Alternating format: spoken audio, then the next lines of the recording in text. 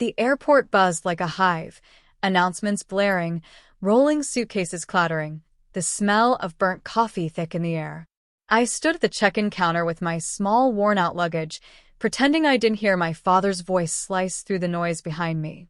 "Even economy is too expensive for her," he whispered to my mother, but loud enough for the people in line to hear. "Before we begin, drop a comment and tell us where are you from and from which city you're watching our videos? And after watching the whole video, don't forget to tell us what would you do in this situation? Be honest, tell me in the comments below." We read every comment. Let's begin. A few heads turned. My sister, Allison, snorted. Maybe she can just tag along as someone's +1. That's the only class she belongs in. I swallowed the burn in my throat and forced a small smile. "Morning to you too, Allison." My father adjusted his jacket and looked me up and down like I was a stain he couldn't scrub out. "You could have saved yourself this embarrassment, Claire. You know you can't afford this trip. First-class tickets aren't charity." "I'm not asking for yours," I said quietly. He chuckled, a sound that carried more venom than humor. "No, you just came to remind us how far you've fallen."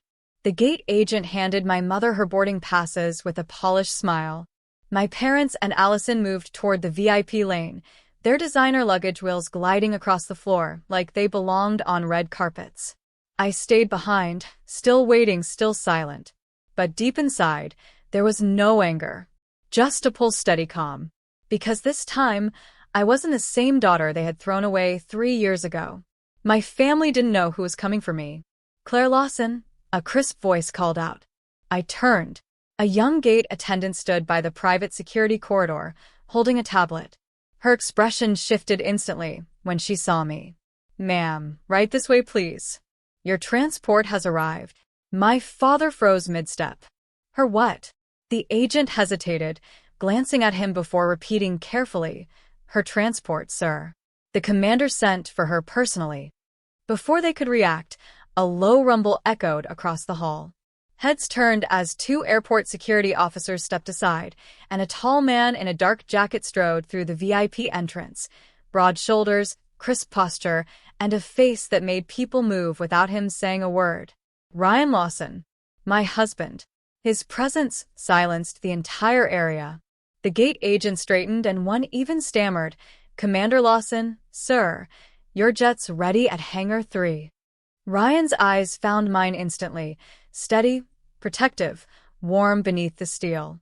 He walked up, took my bag with one hand, and brushed a soft kiss across my forehead. "Sorry I'm late, sweetheart. Crew's waiting." My father blinked like the ground had shifted under him. Commander Lawson?" Ryan turned slightly, polite but firm. "Yes, sir. United States Air Command." He nodded once. "Your daughter's flight is private today." The gate agent stepped aside immediately. "Right this way, Mrs. Lawson." Ryan offered me his arm. "Ready." I glanced at my family, frozen, speechless. Allison's phone slipped from her hand, hitting the floor with a hollow clack. "I'm ready," I said softly.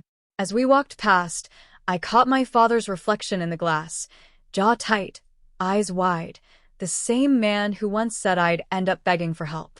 Now, he couldn't even lift his own luggage, paralyzed by disbelief. And for the first time, I didn't feel small. I felt seen. The revenge wasn't loud. It didn't need to be. It was the quiet dignity of walking past the people who once measured my worth, and realizing I'd outgrown their currency. The air outside the VIP corridor was sharp and bright, humming with engines and the smell of jet fuel. The glass doors slid open, and sunlight spilled across the runway. Parked ahead was a sleek silver jet, polished like a mirror, with 2 crew members already standing at attention beside the stairway. The gate agent's voice trembled slightly as she spoke. "Commander Lawson, the jet's been refueled and cleared for departure. Captain Reeves is awaiting final confirmation." Ryan nodded calmly, his hand still resting against the small of my back.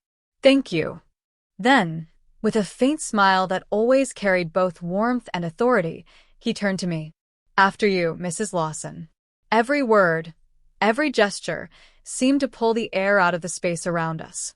Behind the glass, my father, Mother, and Allison were still visible, their silhouettes frozen in disbelief. My father's hand was half raised like he was trying to call me back, but couldn't form the words.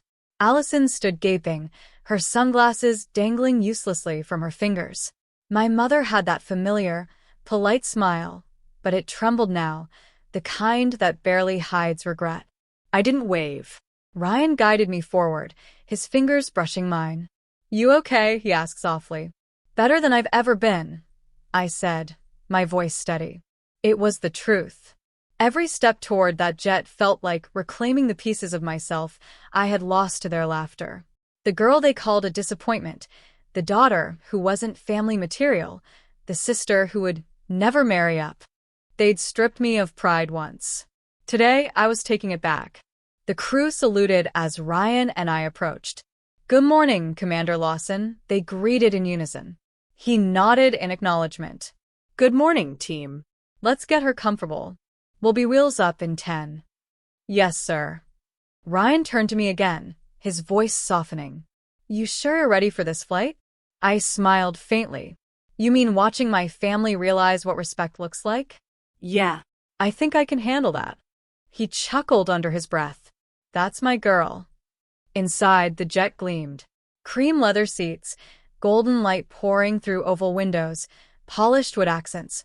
Everything about it screamed quiet power. I sat down and watched through the tinted glass as the airport outside moved like a slow film reel.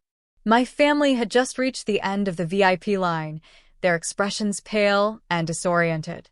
My father was arguing with the gate staff, his hands flying in frustration. I couldn't hear him, but I knew that tone. It was the same one he used whenever the world didn't bend to his ego. Ryan glanced at me. "Do you want to tell them anything?" "No," I said softly. "They wouldn't understand anyway."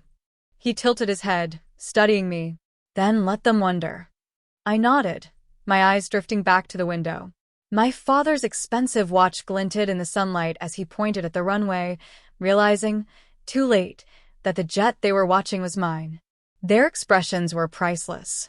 Allison's mouth fell open, and my mother clutched her purse to her chest like it might protect her from reality. I remembered the last words my father said to me 3 years ago. "You'll regret walking away from this family." Now, watching him from the comfort of a private cabin, I realized I didn't regret leaving. I regretted not leaving sooner. Ryan sat beside me, crossing one leg over the other with that calm composure he wore like armor. "When I first met you," he said, "you were working 2 jobs and still managing to smile through everything. That's what made me notice you. Not the noise around you, the grace." I looked at him, my chest tightening. "You believed in me when no one else did." He smiled. "Because I saw what they didn't, a woman who could stand on her own and never break." The engines roared softly beneath us, and the pilot's voice came over the intercom. "Commander Lawson, clearance confirmed. Ready for takeoff." Ryan looked to me. "You want to do the honors?" I blinked. "Me?" He grinned. "Say it." I took a deep breath and pressed the comm button. "Captain Reeves," I said, steady but trembling inside. "You're clear to take us home." "Copy that, ma'am." The jet began to roll. Outside, the world blurred into motion, the glass terminal shrinking, the tarmac racing past, the silhouettes of my family turning into tiny, stunned in the distance. Ryan reached for my hand as the nose lifted off the ground. "You know," he said, "revenge doesn't always need words. Sometimes silence is louder." I smiled faintly, and heavier. The city fell away below us, and clouds swallowed the sky. I closed my eyes and let the sound of the engines drown out every insult, every memory of being called not enough. Because the truth was simple, I didn't need them to see me win. I just needed to stop needing their approval to feel whole. As the jet climbed higher, Ryan turned toward me, his voice low. "We could have taken the regular flight, you know." "I know," I said, turning to face him. "But some lessons are best taught publicly." He laughed quietly, shaking his head. "Remind me never to get on your bad side." "Too late," I teased, smiling for real this time. "You married it." Through the window, the clouds stretched endlessly ahead, soft, golden, and infinite. Below them, somewhere far beneath the sky, stood the same people who once decided I wasn't worth the price of a ticket. They could keep their first-class seats. I had something better: freedom, love, and a life that didn't require their validation. And as Ryan leaned closer, whispering, "You've got quite the view now, Mrs. Lawson," I couldn't help but whisper back, "Yeah." And for the first time, "It's all mine." The jet sliced through the clouds, the hum of the engines steady and low, like a heartbeat syncing with mine. Below, the city was nothing but a patchwork of lights and motion, tiny, distant, powerless. It felt poetic somehow. The world that once crushed me now looked so small. Ryan sat across from me, jacket off, sleeves rolled up, eyes scanning a report on his tablet. Even in silence, his presence filled the cabin, steady, composed, protective. I sipped my coffee and looked out the window again, my reflection blending with the sky. "You know," I said quietly, "when I used to sit on commercial flights, I'd always stare at the private jets on the runway and wonder what kind of people flew in them. I never imagined one day I'd be on one." Ryan looked up, smiling faintly. "You earned this, Claire." "Earned?" I laughed softly, shaking my head. "You saw what my father said out there. They'll think I got lucky again." He leaned forward, eyes steady. "You didn't get lucky. You built this life, piece by piece. You worked your way through a degree. You started your design firm from your kitchen table, and when your family turned their backs, you still didn't fold. Don't give them the credit for what you built." His words sank deep.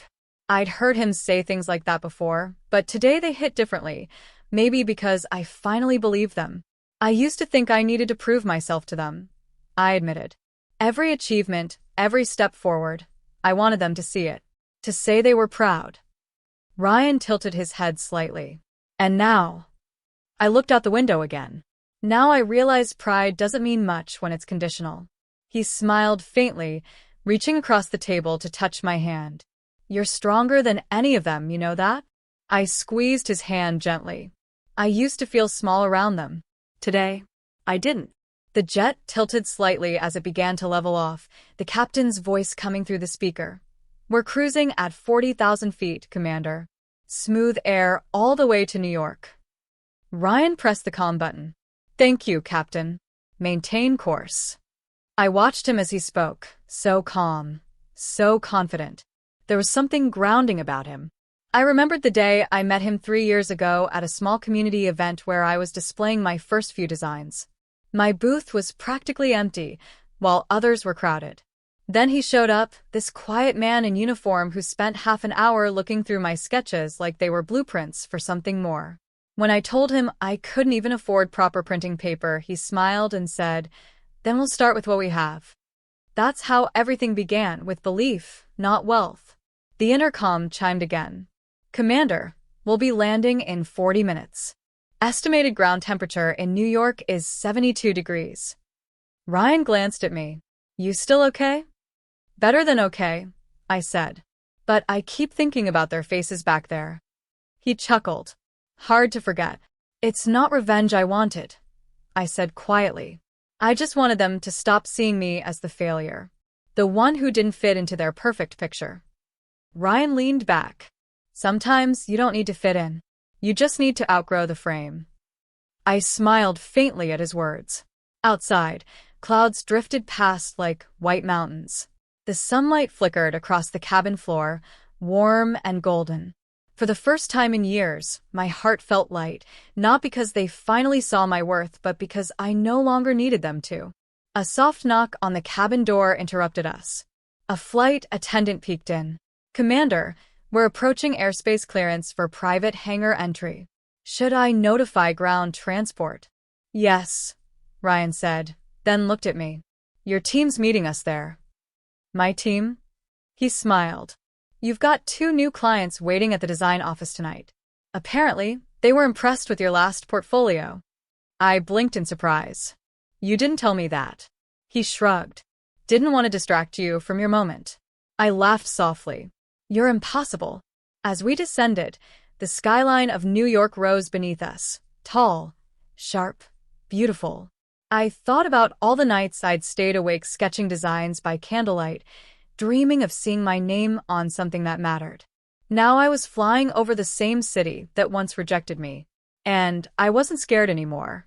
The jet landed smoothly, the runway gleaming under the sunset. A black car waited at the hangar, engine idling. Two uniformed attendants stood beside it, saluting as Ryan stepped out first. Cameras flashed from a distance, airport staff, journalists, maybe even a few onlookers who had spotted the insignia on the jet. Ryan extended a hand to me. Ready to face the ground again? I smiled, slipping my fingers into his. It looks different from up here. As we walked down the stairs, I caught sight of a familiar group of people emerging from the arrivals gate. My family. Their faces were pale, exhausted, dragging their own luggage under the weight of delayed flights and economy transfers. My father froze when he saw us. My mother's lips parted, and Allison's eyes went wide. "Claire," my father stammered. I smiled politely, keeping my tone calm. "Welcome to New York, Dad." He blinked. You came on that?" He pointed toward the jet behind me. Ryan stepped beside me, his expression unreadable. "Yes, sir. My wife doesn't fly commercial." The silence that followed was delicious, heavy with disbelief, thick with the weight of realization. My father's hand trembled slightly. "Claire, I lifted a hand gently. "Don't. You already said enough at the airport." For a long second, no one spoke. Then I turned toward the car, sliding my hand into Ryan's again. "Some people spend their whole lives waiting for others to lift them up," I said softly. "But sometimes you have to learn to take off on your own." We got into the car, and as the doors closed, I caught one last glimpse of them standing there, still stunned, still small in the glow of the hangar lights. The engines roared once more in the background, echoing the only truth that mattered now. I didn't just rise above them. I rose beyond them. The drive into the city was quiet, only the faint hum of the engine filling the space. The skyline glittered through the tinted windows, glass towers piercing a golden sky. My reflection looked back at me, calm, older, freer.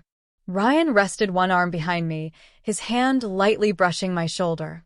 "You handled that perfectly back there," he said, his voice low, steady. I exhaled slowly. "You know what's strange? I thought I'd feel angry or proud or something loud. But I don't. It's just quiet inside." "That's peace," he said. "You earned it." We pulled up in front of the Grand Meridian Hotel, where the wedding rehearsal was being held. Flashing cameras greeted us again.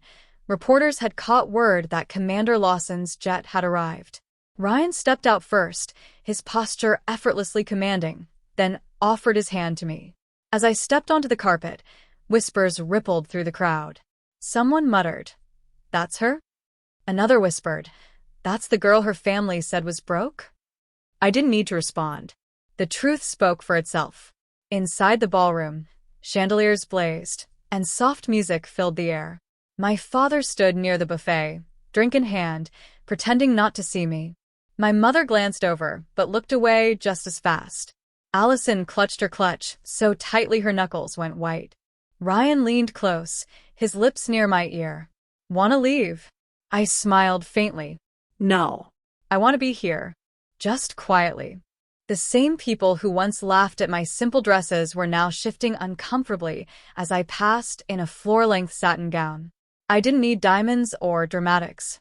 Confidence was the most expensive thing in the room, and I was wearing it. Halfway through dinner, my father finally approached, his voice lower than usual. "Claire." I looked up slowly. "Dad." He hesitated, glancing at Ryan, then back at me. "I may have misjudged things." "You did," I said softly, not cruelly, just truthfully. He swallowed hard. "You turned out well." I nodded. "I always would have, even without your approval."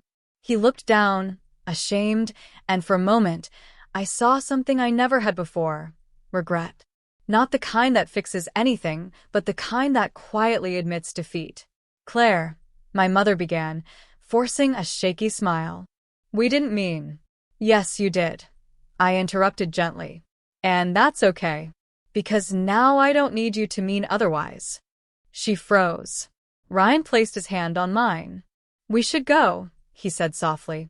I stood, smoothing my dress. "Enjoy the rest of your evening," I said to them both. Then I walked away. Outside, the air was cool, the city lights reflecting off the marble steps. For a second, I just stood there, breathing free. Ryan stepped behind me, his voice calm. "You didn't have to say anything, but you did." "I didn't do it for them," I said quietly. "I did it for the version of me that once cried for their approval." He nodded, smiling. "And she's proud of you now." We walked back to the car. The driver opened the door, and as I slid inside, I caught one last glimpse of the ballroom through the window. My family still standing where I'd left them, silent, small, no longer towering over me. As the car rolled away, Ryan took my hand, thumb brushing across my knuckles. "You know, Claire," he said with a quiet grin, "the ground really does look different when you rise above it." I smiled, watching the city lights blur into streaks of gold. "It does," I whispered. "And the silence finally feels good." The jet waited for us at the private hangar again, engines humming softly. Before boarding, I turned once more toward the night sky, the same sky that had watched me break, rebuild, and rise. They could keep their judgment, their luxury, their shallow pride. Because tonight, I wasn't the girl left behind. I was the woman they could no longer reach.